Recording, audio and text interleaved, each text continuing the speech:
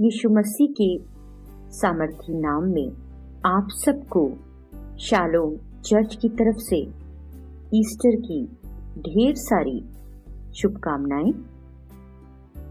आज हम देखेंगे पुनरुत्थान का महत्व।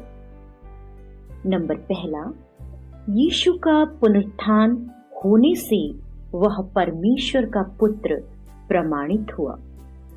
आइए देखें रोमियो 1:4 पर। और पवित्रता की आत्मा के भाव से मरूहों में से जी उठने के कारण सामर्थ के साथ परमेश्वर का पुत्र ठहरा है। दूसरा, जो कुछ यीशु ने कहा उस सच्चाई को पुनरुत्थान के द्वारा उसने दृढ़ किया। मत्ती रचित सुसमाचार 28:6 पद। स्वर्गदूत ने कहा, वह यहाँ नहीं है, परंतु अपने वचन के अनुसार जी उठा है। आओ यह स्थान देखो जहां प्रभु पड़ा था।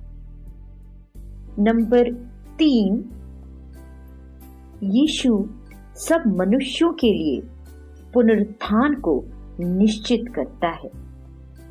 पहला कुरिन्थियों 15:20 से 22 पद तक।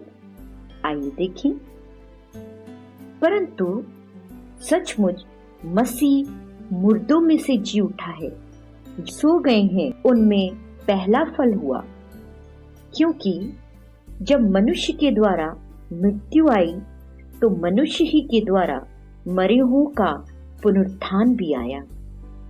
और जैसे आदम में सब मरते हैं, वैसे ही मसीह में सब जिलाए जाएंगे। नंबर 4, उसका पुनरुत्थान आने वाले न्याय को निश्चित करता है। प्रेरितों के काम 17:31 पद।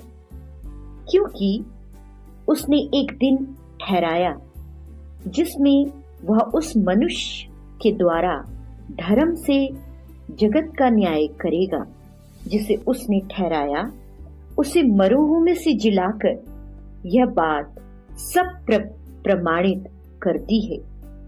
नंबर 5, यीशु का पुनरुत्थान विश्वासियों के पुनरुत्थान का आश्वासन देता है।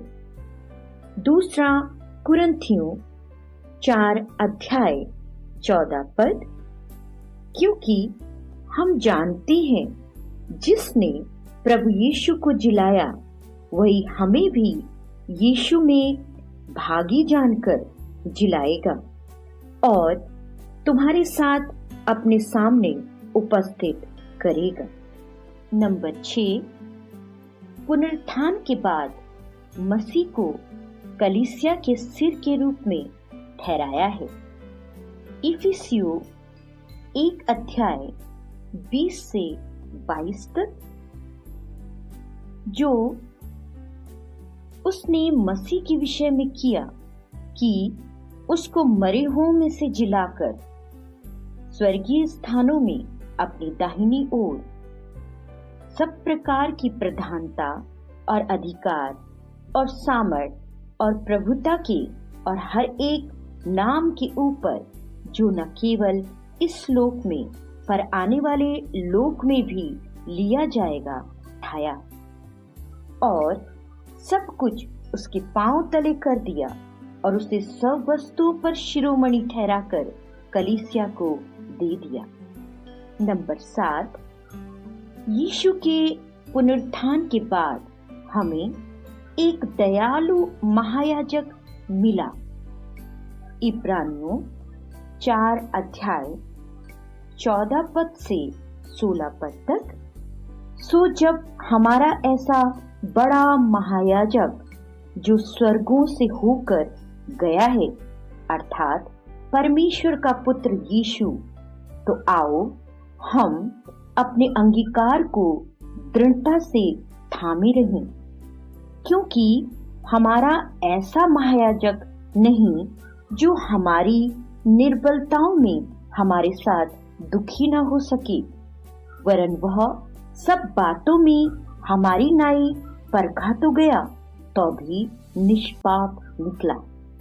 इसीलिए आओ हम अनुग्रह के सिंहासन के निकट हियाव बांधकर चलें कि हम पर दया हो और वह अनुग्रह पाएं जो आवश्यकता के साथ हमारी सहायता करे। परमेश्वर आप सबको बहुतायत से आशीषित करे, अपने रक्त में छिपाए और ये ईस्टर आपके लिए बरकतों से भरा हो। यीशु के नाम से आप आशीषित हों। आमीन।